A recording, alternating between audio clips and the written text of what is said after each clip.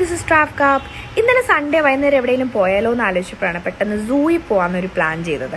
ഞങ്ങളുടെ വീട്ടിൽ നിന്ന് ഒരു 5 മിനിറ്റ്സേ ഉള്ളതുകൊണ്ട് തന്നെ ഒരു 4-4:15 ഞങ്ങൾ എത്തി. ടിക്കറ്റൊക്കെ എടുത്ത് അകത്ത് കയറി. അപ്പോൾ ഇപ്പോൾ സൂവിലെ ഭയങ്കര ഫേമസ് താരങ്ങളാണ് ഈ ഹനുമാൻ കുരങ്ങന്മാർ. കാര്യം ഒരുപാട് പ്രാവശ്യം സൂന്ന് ചാടിപ്പോയിട്ട് ന്യൂസിലൊക്കെ ഭയങ്കര ഹിറ്റാണ്. പിന്നെ നമ്മൾ താഴേക്ക് ചെല്ലുമ്പോൾ കുറേ ബേർഡ്സിനെ കാണാൻ പറ്റും. പിന്നെ കുറേ പുതിയ കൂടുകൾ പണിതിട്ടുണ്ട് കേട്ടോ. അതിൽ കുറേ ചെടികളൊക്കെ വെച്ചിട്ട് നല്ല ഭംഗിയാക്കി വെച്ചിട്ടുണ്ട്. പക്ഷെ അതിൽ ഇതുവരെയും ആനിമൽസിനെ ബേർഡ്സിനെ ഒന്നും ഇട്ടിട്ടില്ല. മേ ബി അടുത്ത പ്രാവശ്യം ചെല്ലുമ്പോഴേക്കും ഇവർ ഫില്ല് ചെയ്യുമായിരിക്കും.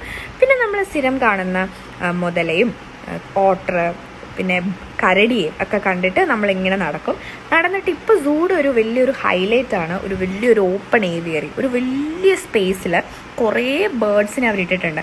എല്ലാം വലിയ വലിയ ബേർഡ്സാണ്. പെലിക്കൺ, സ്ട്രോക്ക് അങ്ങനത്തെ വലിയ ബേർഡ്സാണ്. അപ്പോൾ ഈ ബേർഡ്സ് അവിടെ നിന്നിട്ട് കൂട് വെക്കുന്നതും നീന്തുന്നതും കുളിക്കുന്നതും കളിക്കുന്നതും ഒക്കെ നമുക്ക് കാണാൻ സാധിക്കും. ഞാനൊക്കെ ശരിക്കും സ്കൂളിൽ പഠിക്കുന്ന സമയത്ത് നമ്മൾ ഈ സൂവിൽ പോകുമ്പം എല്ലാ ആനിമൽസും ചെറിയ ചെറിയ കൂടുകളിലായിരുന്നു. അത് വെച്ച് നോക്കുമ്പോൾ ഇപ്പോൾ ആനിമൽസിനെല്ലാം അത്യാവശ്യം നല്ല സ്പേസ് ഉണ്ട്. ഇവരുടെ ഈ ഒരു സ്പേസ് ലിമിറ്റേഷൻ വെച്ചിട്ട് അവർ മാക്സിമം സൗകര്യം കൊടുക്കാനായിട്ട് ശ്രമിച്ചിട്ടുണ്ട്. അപ്പോൾ ഒരു 10-15 വർഷമൊക്കെ മുന്നേ സൂവിൽ വന്നിട്ടുള്ളവർക്ക് ആ ഡിഫറൻസ് നന്നായിട്ട് മനസ്സിലാവും.